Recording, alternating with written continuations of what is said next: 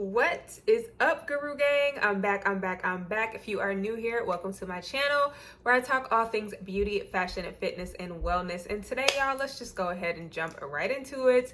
This is going to be my review on the Kayali I Pistachio Gelato 33. Y'all know I have no problem telling y'all when I don't care for something, so y'all know these are my honest thoughts. A lot of you guys also were asking me about layering combos, but I have not come up with any as of yet because I have just been wearing this by itself and just trying to get a good feel for the fragrance alone. So y'all know I will be dropping some layering combos soon, so stay tuned for that. Whether you love it or you hate it, girl, I'm here to go ahead and share my thoughts with you guys because y'all already know this fragrance currently has the internet in a chokehold. Everybody has something to say about it, and now I'm going to share what I think. So let's just go ahead and get into it, y'all. So here's the bottle. I'm not going to go super in depth about the notes. And as y'all can see, it's a little overcast right now. So I don't know if y'all can actually tell, but I have put a nice dent in here, y'all. And I have some thoughts. So I do really love this bottle. As y'all can see, this is literally one of my favorite colors. So when I saw this, I was like, oh my God, like,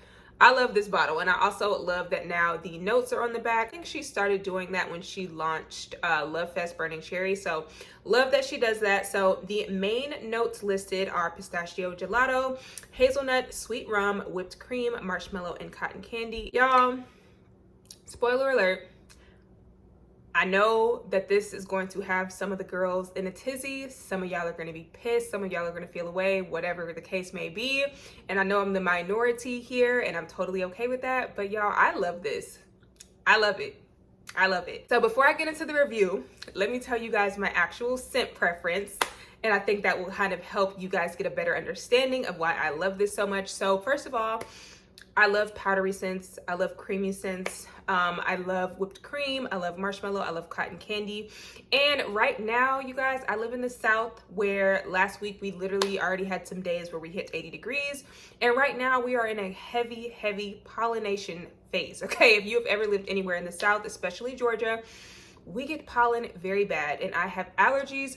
So I don't want anything super beast mode right now. So I have been gravitating towards a little bit more fresh, lighter, fluffier, airy scents just so I don't feel weighed down and choked out, girl. Because right now I can barely breathe as it is. Even as I'm talking to y'all right now, I literally am super congested. So take all that with a grain of salt, girl.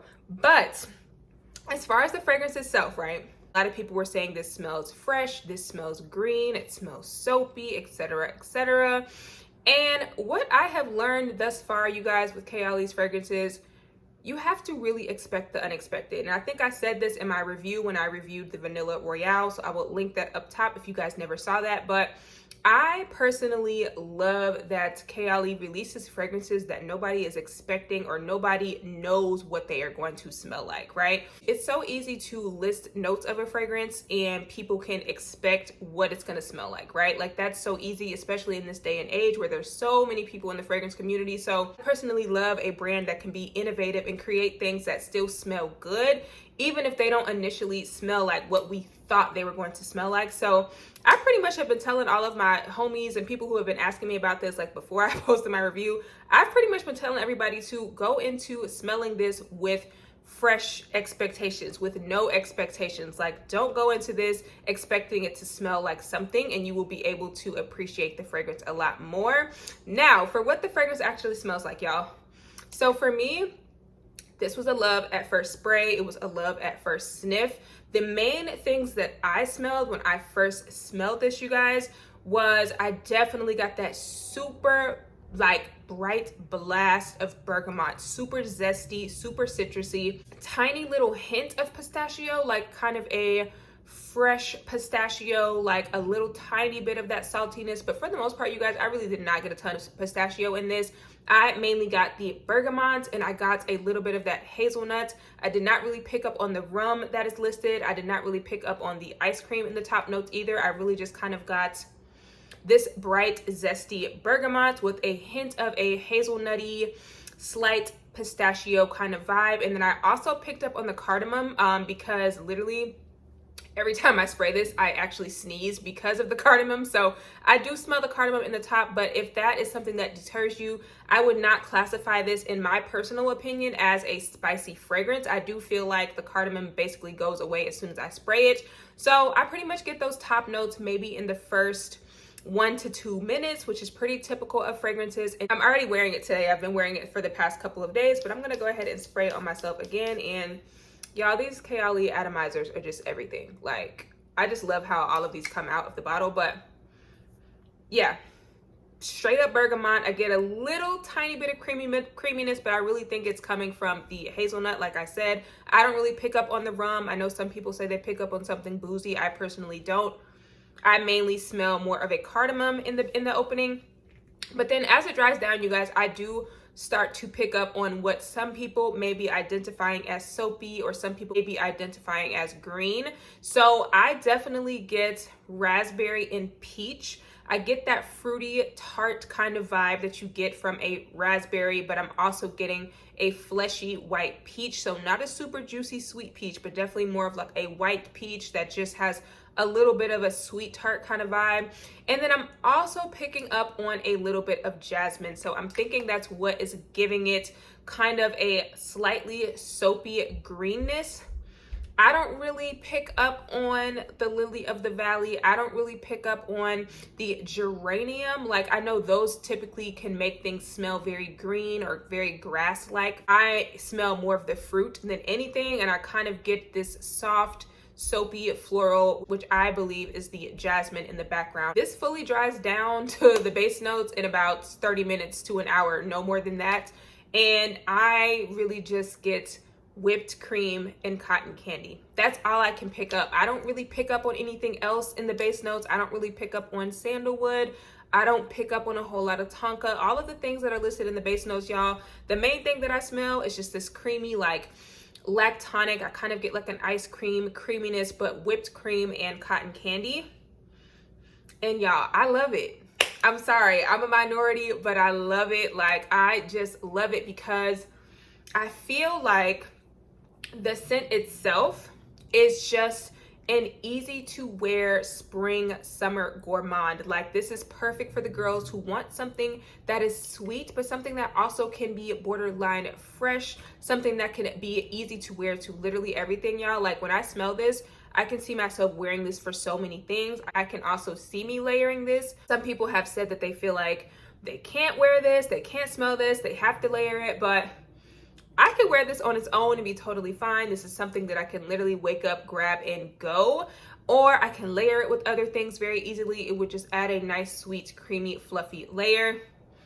And I just love this, you guys. Now, I will say, my one complaint, I don't like that they marketed this as being an intense EDP.